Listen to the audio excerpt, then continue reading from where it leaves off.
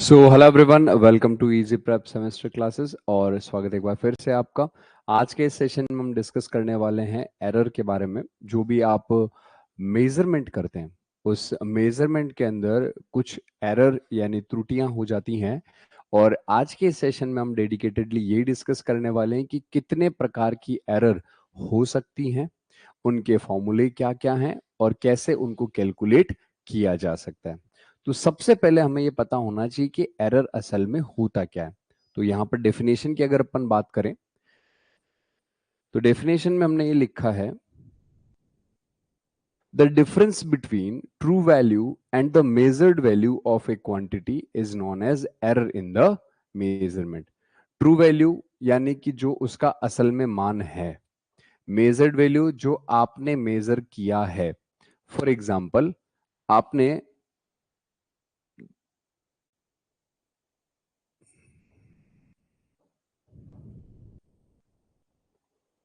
Major किया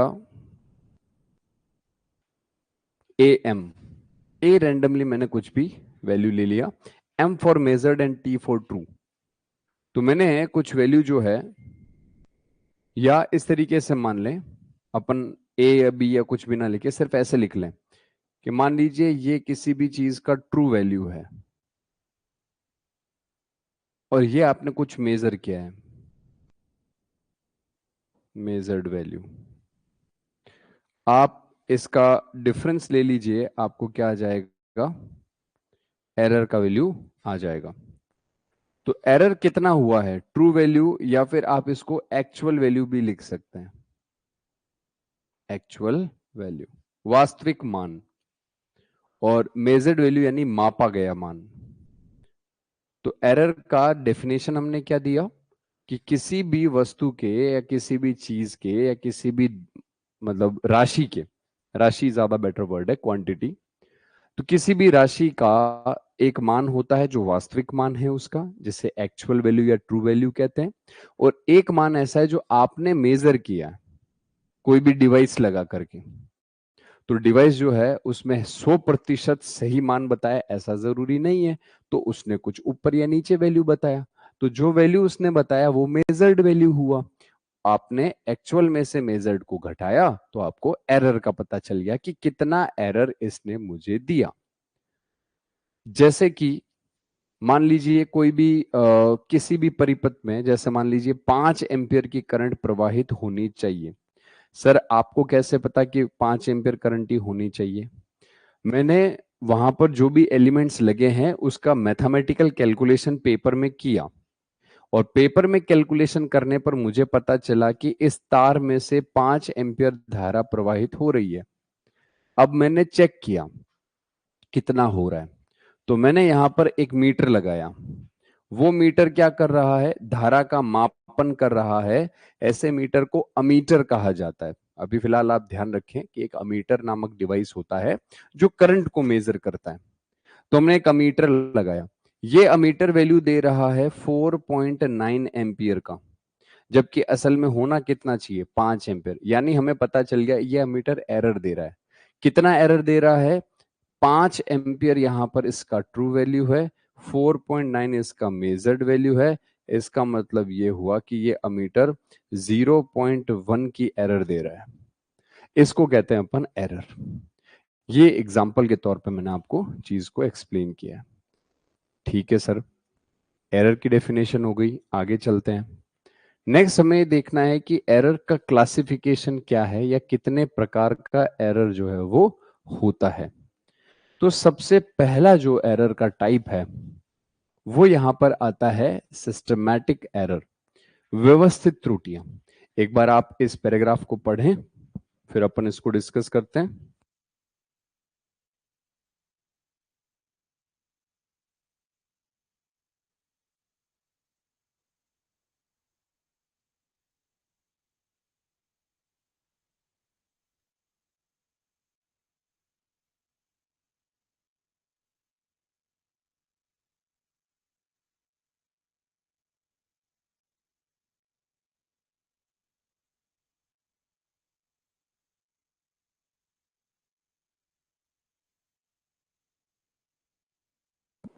हम्म तो सबसे पहले बात करते हैं सिस्टमैटिक एरर यानी व्यवस्थित त्रुटियों की। सिस्टमैटिक एरर जो है या व्यवस्थित जो त्रुटियां हैं, इसको हमने 3 पार्ट के अंदर कैटेगराइज किया है। एक्चुअल में एरर खुद 3 प्रकार की होती है। पहली सिस्टमैटिक एरर है, इसके बाद में दूसरी टाइप की जो एरर होती है वो होती है रैंडम एरर। ये लिखा हुआ है दूसरा टाइप, रैंडम एरर। और तीसरे टाइप का एरर होता है जिसको कहते हैं ग्रॉस एरर। हमें तीनों की थ्योरी को पढ़ना है, इसलिए मैंने तीनों को अलग अलग लिखा है। एग्जाम में आपसे जब सवाल पूछा जाए कि एरर कितने प्रकार का होता है एक्सप्लेन करिए, तो जब आप एरर के टाइप लिखें तो तीनों के नाम एक साथ लिखकर फिर एक एक को एक्सप्लेन कर दें, ताकि एग्जामिनर को पहले पता चल जाए अच्छा ये 3 है, इन्होंने इन 3 को डिफाइन किया। तो सबसे पहला आता है सिस्टमैटिक एरर, दूसरा आता है हमारे पास ग्रॉस एरर, और तीसरा है हमारे पास रैंडम एरर। ऐसे करके 3 प्रकार की एरर किसी भी चीज के मेजरमेंट में आ सकती है। अब सबसे पहले बात करते हैं हम सिस्टमैटिक एरर यानी व्यवस्थित त्रुटि की। तो क्या कह रहा है पहला point, systematic error are error whose cause are known. ये वो एरर होती है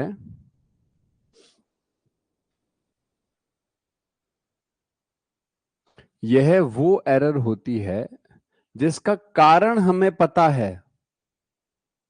हमें यह पता है कि वो एरर किस वजह से हुई है।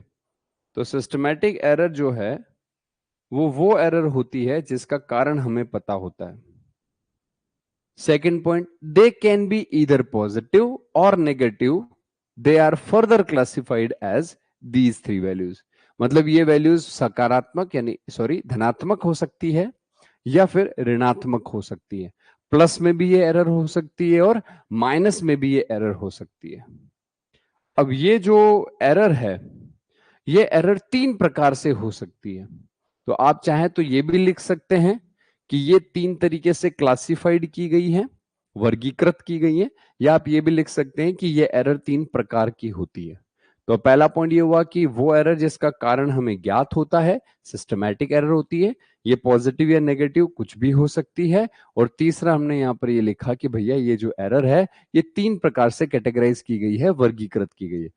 पहली इसके अंदर कैटेगरी है इंस्ट्रूमेंटल एरर। इंस्ट्रूमेंटल एरर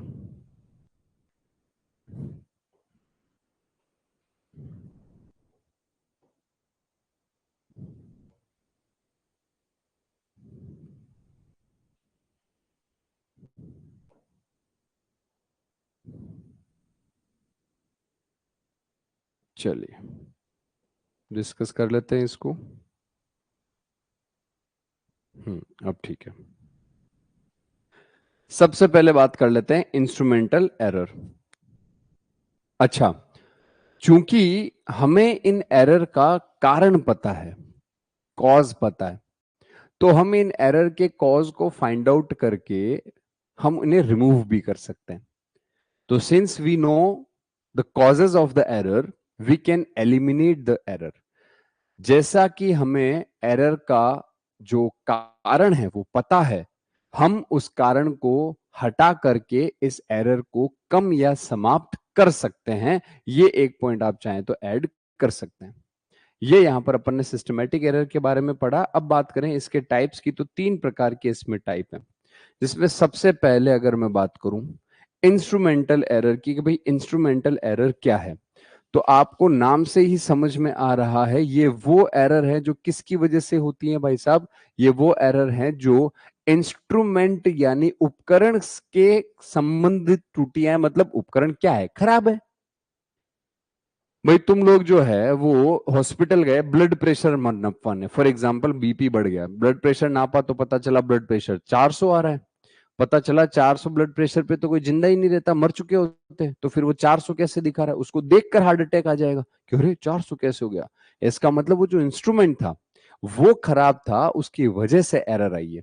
तो इंस्ट्रूमेंटल एरर वो एरर होती है जिसके अंदर इंस्ट्रूमेंट की वजह से एरर हमें देखने को मिलती है। तो इस चीज को मैं यहाँ पर आपको नोट डाउन करा देता हूं, आप चाहें तो, कि भाई इंस्ट्रूमेंटल एरर क्या होती है।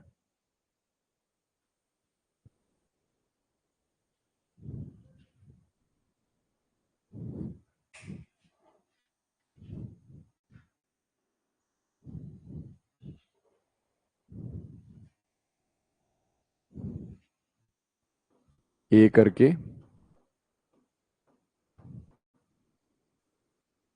इंस्ट्रूमेंटल एरर, हिंदी इसका अपन ने पीछे नाम में लिख लिया है, इसके अंदर अपन एक पॉइंट लिख सकते हैं, ये वह एरर है जो किसकी वजह से होती है, इंस्ट्रूमेंट की वजह से होती है।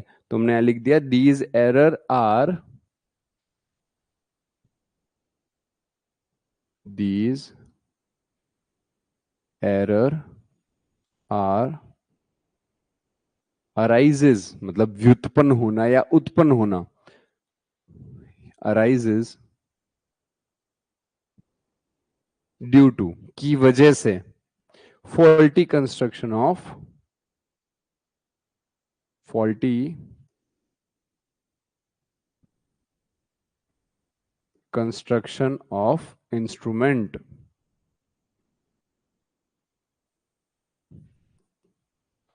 हिंदी में क्या लिखेंगे अपन, यह त्रुटि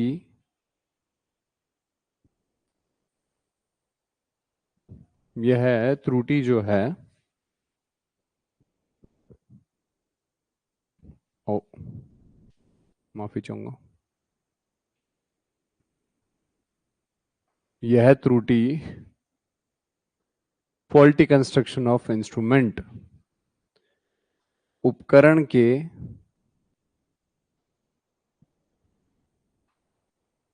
उपकरण के दोषपूर्ण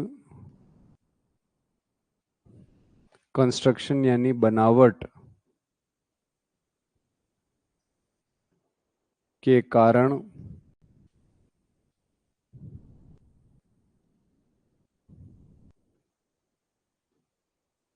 उत्पन्न होती है,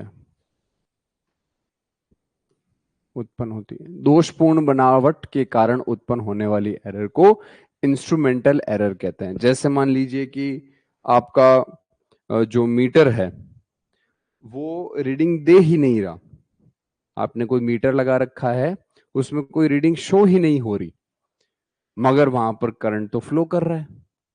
तो इसका मतलब मीटर क्या है, खराब है। मीटर ने तुम्हें बताया कि करंट जीरो है, जबकि वास्तविक तौर पे वहां करंट जीरो थी ही नहीं। क्लियर? तो ये इंस्ट्रूमेंटल एरर हुआ। फिर दूसरा एरर जो है वो हमारे पास आता है, कौन सा, एनवायरमेंटल एरर, पर्यावरणीय त्रुटियां। अब पर्यावरणीय त्रुटियां क्या है,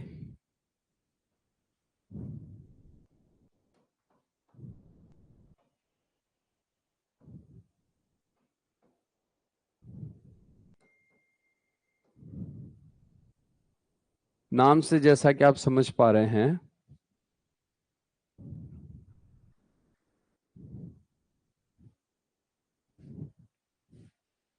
कि वो एरर जो पर्यावरण के वजह से आती है। पर्यावरण का मतलब ये हो गया कि भाई मान लीजिए मौसम खराब है ना, नमी की वजह से, बारिश की वजह से, गर्मी की वजह से, सर्दी की वजह से, इन वजहों से अगर इंस्ट्रूमेंट गलत रीडिंग दे रहा है तो उसे कहा जाएगा एनवायरमेंटल यानी पर्यावरणीय त्रुटियां। तो दीज एरर, मतलब कि ये जो त्रुटियां हैं, these errors are caused by, ये होती हैं, किसकी वजह से होती हैं, are caused by external conditions,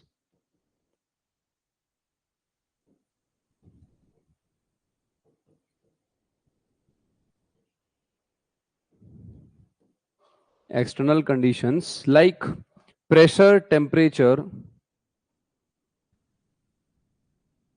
pressure में परिवर्तन आ गया, टेम्परेचर में परिवर्तन आ गया, हवा में परिवर्तन आ गया, मैग्नेटिक फील्ड में परिवर्तन आ गया। आगे चल के पढ़ेंगे आप मैग्नेटिक फील्ड क्या है।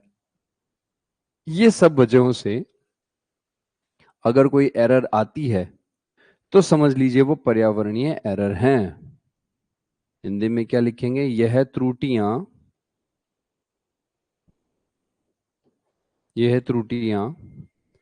एक्सटर्नल कंडीशंस,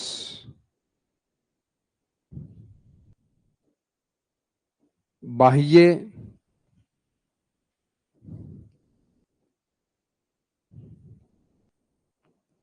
परिस्थितियों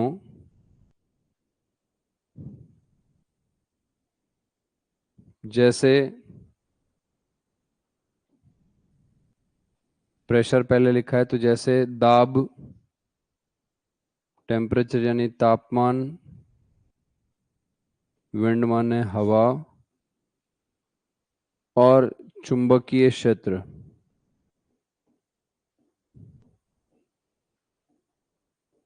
ईटीसी माने इत्यादि की वजह से उत्पन्न होती है।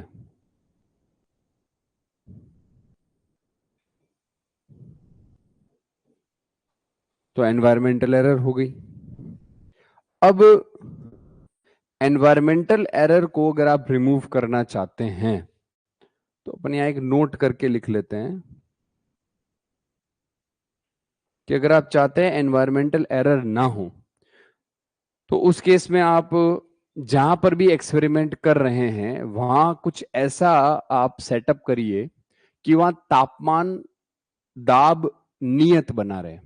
इसका सबसे बेस्ट एग्जांपल बताता हूं कि आप कभी भी, भगवान ना करे बीमार हो, मगर अगर बीमार होते हैं और आप कोई जांच कराते हैं, ब्लड की, खून की जांच, तो आपने देखा होगा हॉस्पिटल्स के अंदर जो लैब होती है, लैब वगैरह, लेबोरेटरी, वहां वो सारे डिवाइसेस रखे होते हैं जहां पर आप टेस्टिंग करते हैं।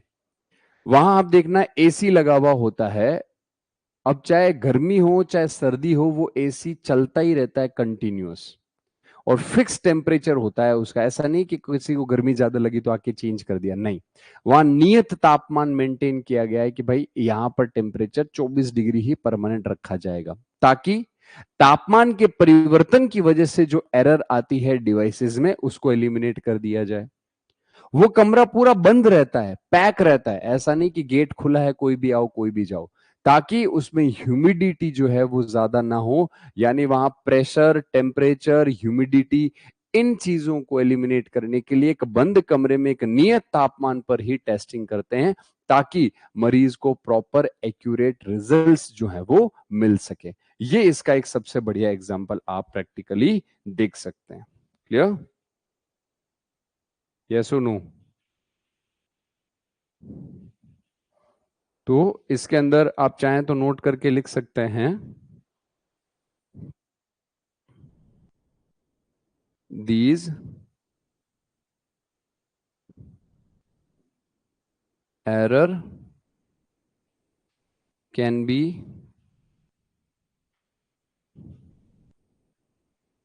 eliminated by using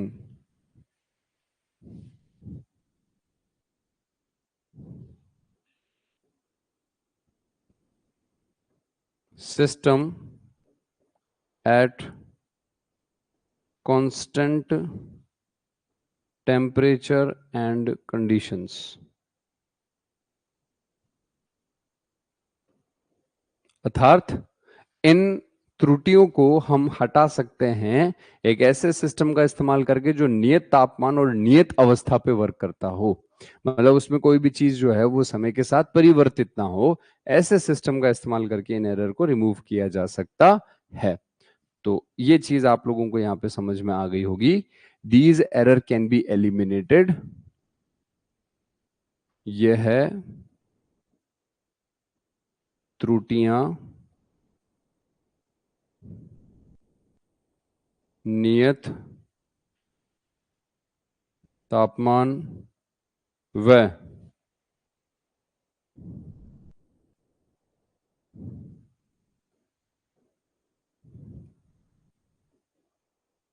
परिस्थितियों का प्रयोग करके दूर की जा सकती है, की जा सकती है। ठीक है सर। तीसरी एरर है आपकी ऑब्जर्वेशनल एरर। ऑब्जर्वेशनल एरर मतलब जो ऑब्जर्व करता है। अब ऑब्जर्व कौन कर रहा है? ऑब्जर्व आप और मैं। मान लीजिए कि मेरे को देखना है रीडिंग कितनी है, तो मैं ऑब्जर्व कर रहा हूं, मैं देख रहा हूं। तो ये व्यक्तिगत एरर भी कहलाती है, पर्सनल एरर। तो इसको अपन और क्या कह सकते हैं? व्यक्तिगत, यानी आपने खुद स्वयं ये गलती करी है। इसीलिए इसे हम एक और नाम से बुला सकते हैं, इसको कहते हैं पर्सनल एरर, यानी व्यक्तिगत त्रुटि। आपने स्वयं ये गलती करी है। तो हमने कहा सर पर्सनल एरर जो है उसके अंदर अगर हम थ्योरी लिखना चाहें कि पर्सनल एरर क्या होती है, तो हम क्या लिख सकते हैं? तो वो एरर जो आपके किसी भी बंदे के गलत प्रोसीजर की वजह से, गलत प्रोसीजर का मतलब यह है कि आपने सही तरीके से रीडिंग नहीं लिया।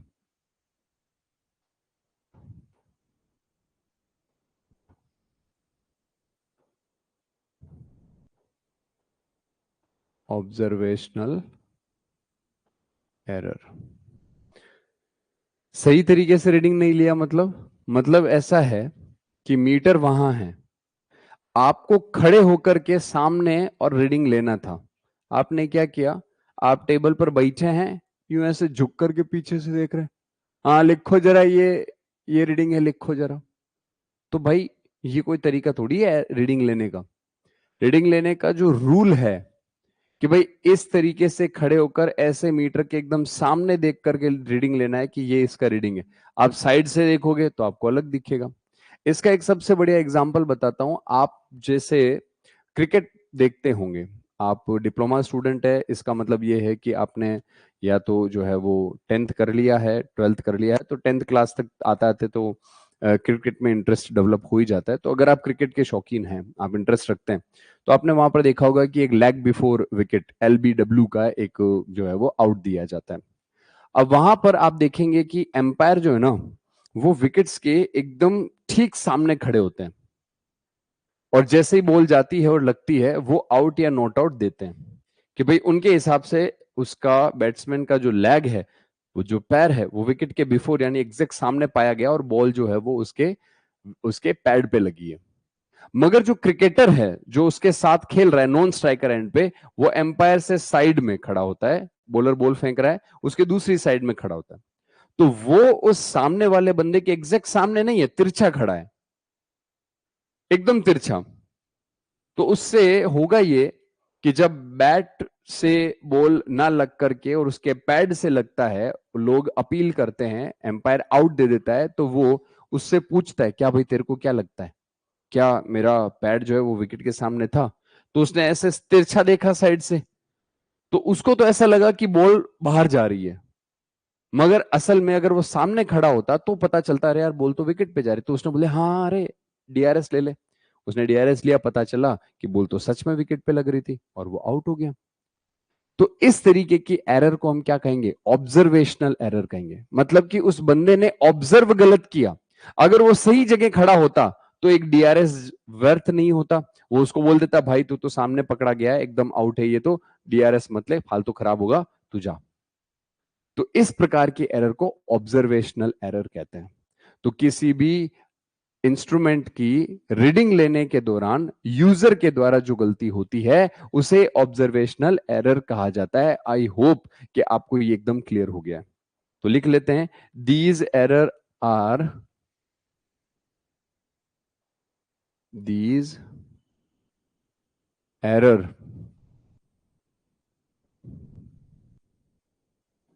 arises, these errors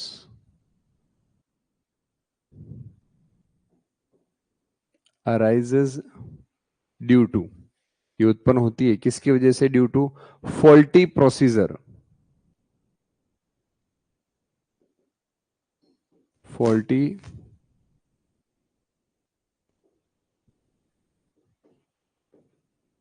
faulty procedure adopted by the person, adopted by the person, faulty procedure adopted by the person. Clear?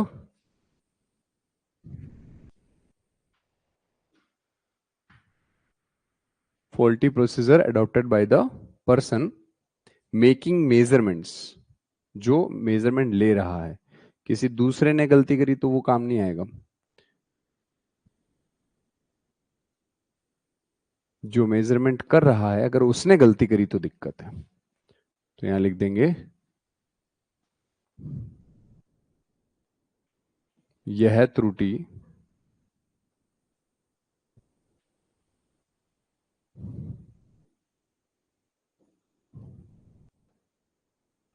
मापन करने वाले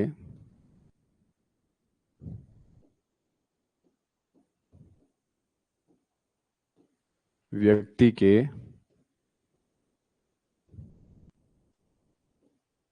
दोषपूर्ण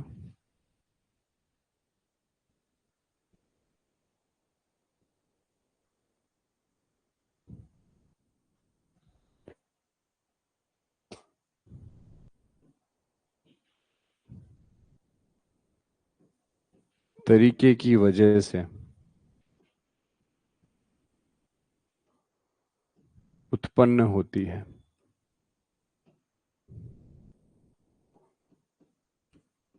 जो भी व्यक्ति मापन कर रहा है अगर वो दोषपूर्ण तरीके से मापन कर रहा है तो इस प्रकार की एरर जो है वो उत्पन्न होती है। ये चीज आपको क्लियर हो जानी चाहिए। क्लियर? इसका एक छोटा सा एग्जांपल में मैं इस तरीके से ले सकता हूं। मान लीजिए अपने पास में ये कोई एक स्केल है, ठीक है। इस स्केल के अंदर यहां पर कुछ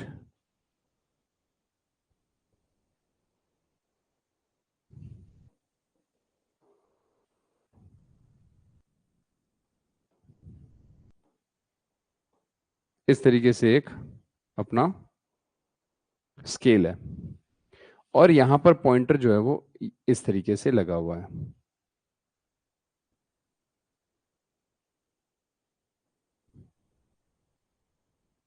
ये पॉइंटर ऐसे लगा हुआ है।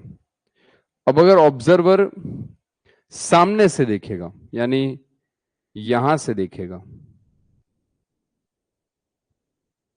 यहां का मतलब अब यहां पर 3D तो मैं कैसे बनाऊं? ऐसे देखना था ना सामने से, तो सामने से देखने का मतलब मैंने यहां आंख बनाई तो एग्जैक्ट रीडिंग आएगी, एक्यूरेट, इट इज करेक्ट। मगर अगर ऑब्जर्वर इधर से देखेगा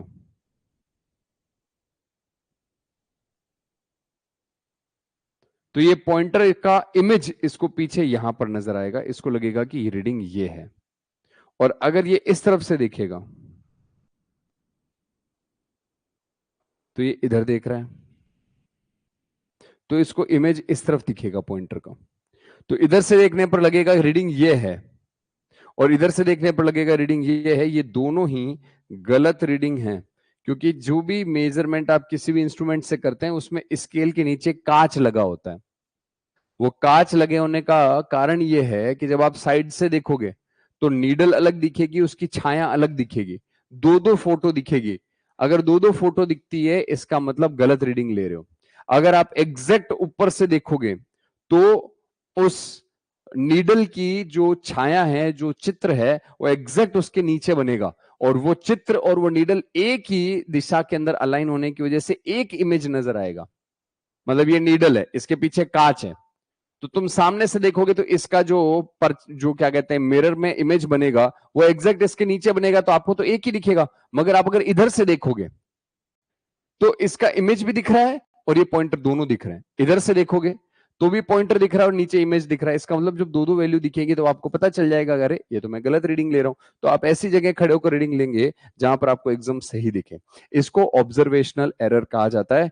मुझे पूर्णतः उम्मीद है कि आपको ये पूरे अच्छे तरीके से समझ में आ गई है। सिस्टमैटिक एरर के अंदर 3 प्रकार की एरर है जो अपन ने यहां पर कंप्लीट कर ली है। यहां तक का मामला क्लियर है? तो एक बार थम्स अप करें कि yes sir, it is clear, है ना? चलिए, अब अपन बात करते हैं सेकेंड एरर की। वो है रैंडम एरर। सेकेंड एरर है रैंडम एरर। अब सर ये रैंडम एरर क्या होती है? नाम ही रैंडम है। रैंडम का मतलब है यादृच्छिक त्रुटियां। यादृच्छिक त्रुटियों का मतलब यह है कि ये वो गलतियां हैं जो मतलब कि किसी भी कारण से हो सकती है। चलते चलते ही कोई एरर आ गई इंस्ट्रूमेंट के अंदर, तो वो रैंडम एरर कहलाती है। फर्स्ट पॉइंट क्या कह रहा है? Random error are error caused due to unknown reason. इसका रीजन पता नहीं है। तो पिछली वाली जो एरर थी उसमें हमें रीजन पता था, इस वाली एरर में हमें रीजन पता नहीं है। तो ये वो एरर होती है जिनका कारण हमें नहीं पता होता है। Therefore they occur irregularly. इसीलिए ये कभी भी आ जाती है। अब जैसे मान लीजिए पिछली बार अपन ने देखा कि तापमान की वजह से एरर आई, तो हमने कमरे का तापमान फिक्स कर दिया, वो एरर वापस नहीं आएगी। हमने देखा कि हम गलत रीडिंग ले रहे हैं, हम पड़े पड़े रीडिंग ले रहे हैं, हमें सीधे खड़े होकर रीडिंग लेना है, तो अगली बार हम इस चीज का ध्यान रखेंगे, वो एरर नहीं आएगी। तो हमें कारण पता थे, हमने उनको दूर कर दिया और एरर खत्म हो गई। मगर यहाँ कारण ही नहीं पता, पता ही नहीं किसकी वजह से एरर आई। तो जब कारण ही नहीं पता तो ये एरर आती रहती हैं और कभी भी आ सकती हैं। इसलिए लिखा गया है कि they occur irregularly and are available and are variable in magnitude. ओहो, दो दो बार लिखा गया है यहां पे। एंड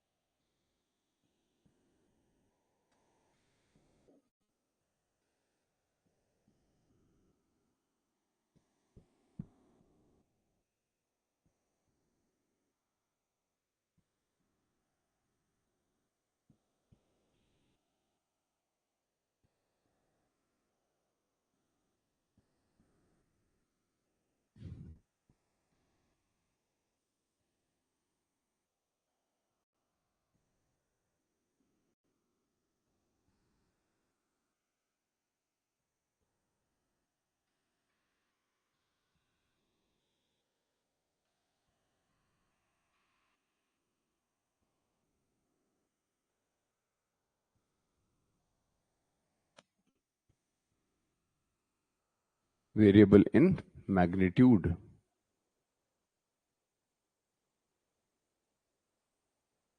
चलिए, यहां थोड़ा सा डबल टाइप हो गया है। एंड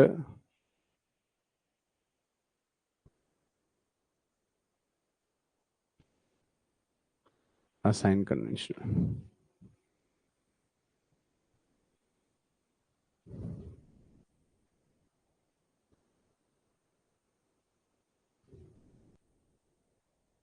और चूंकि अंग्रेजी में गलत था इसलिए हिंदी में भी एरर रही है थोड़ी सी। चलिए, इसको मैं ठीक कर देता हूं।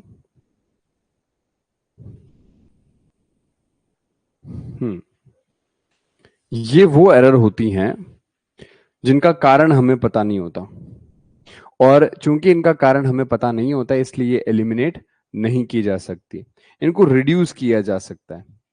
इनको सिर्फ क्या किया जा सकता है, रिड्यूस किया जा सकता है। इसके अलावा हमारे पास इनको रिमूव करने का और कोई ऑप्शन अवेलेबल नहीं होता है। Random error that are cause due to unknown reason, therefore they occur irregularly and are variable in magnitude and sign convention। Okay, तो ये यहां पर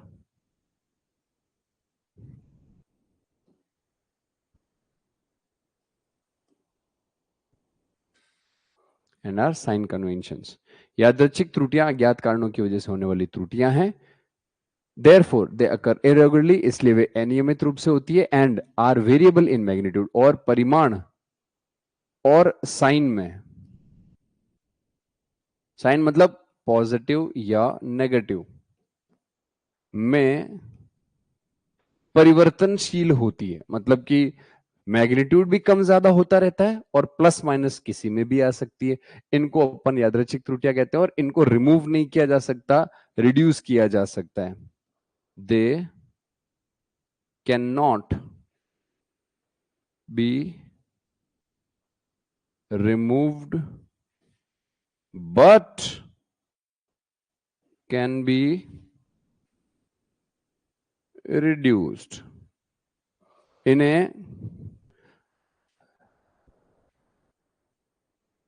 इन्हें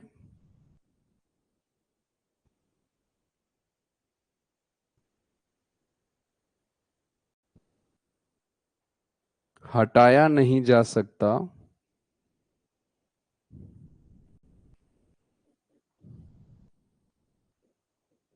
मगर कम किया जा सकता है।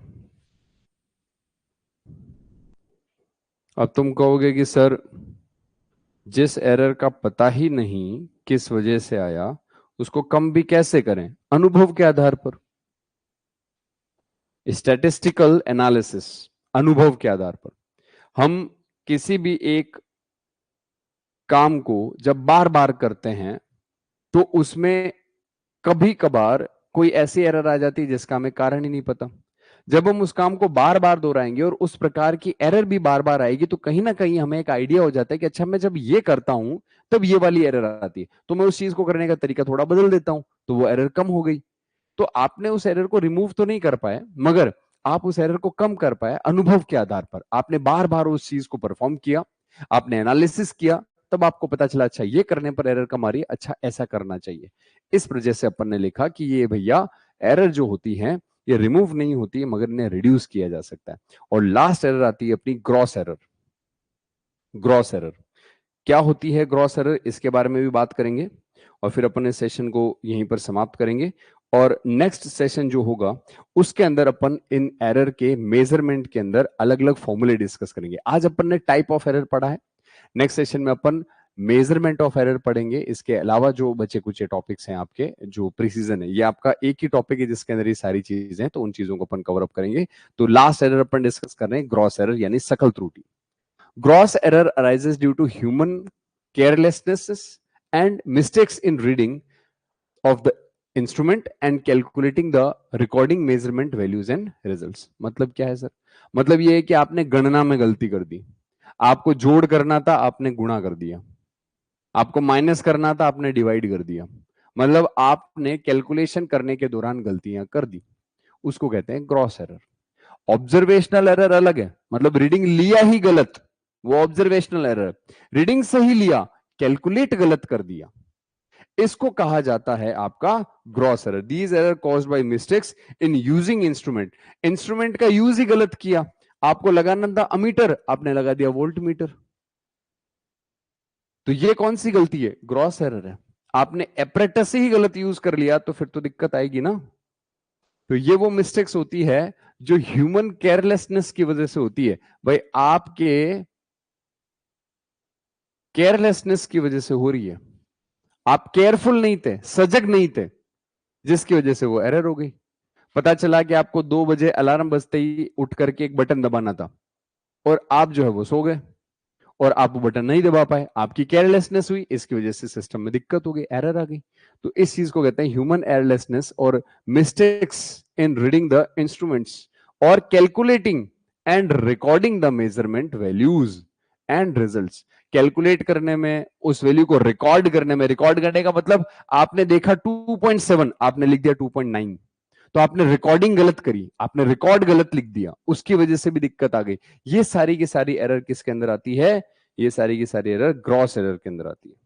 तो आपको क्या करना होगा? आपको केयरफुल रीडिंग करना होगा और केयरफुल रिकॉर्डिंग करना होगा, तब जाकर के इस प्रकार की गलतियां हो जो है वो दूर होती हैं।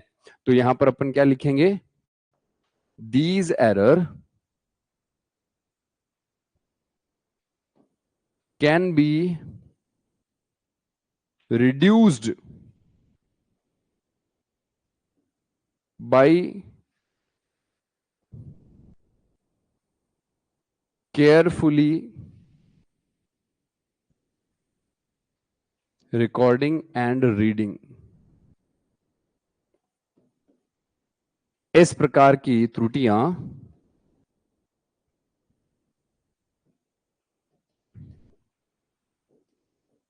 या त्रुटि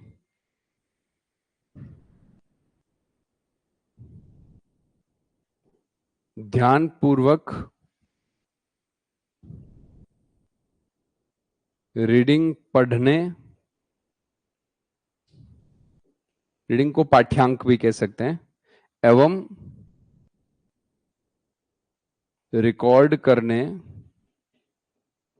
से कम की जा सकती है। ये आपकी ग्रॉस एरर हो गई।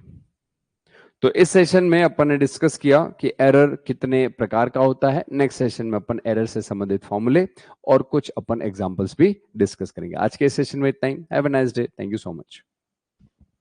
अब यदि आप जेयूटी डिप्लोमा सेमेस्टर एग्जामिनेशन की तैयारी डेडिकेटेड कोर्स के साथ करना चाहते हैं तो इजी प्रेप आप सभी बच्चों के लिए जेयूटी डिप्लोमा के जो सेमेस्टर्स है उनके लिए डेडिकेटेड बैचेस लेकर आए हैं, जहां पर आपको कंप्लीट थ्योरी क्लासेस, उनके साथ साथ numerical portion, PDF previous year questions, VVI questions और जो लेक्चर्स आपको मिलने वाले हैं वो सब्जेक्ट एक्सपर्ट के द्वारा दिए जाएंगे। आप अपने जेयूटी यानी झारखंड यूनिवर्सिटी ऑफ टेक्नोलॉजी के किसी भी डिप्लोमा सेमेस्टर के बैच को सिर्फ और सिर्फ अभी 2499 की जगह 1499 रुपए में एनरोल कर सकते हैं और ये कंप्लीट डेडिकेटेड कोर्स आपको मिल जाएगा, जिससे आपकी तैयारी और बेहतर होने वाली है।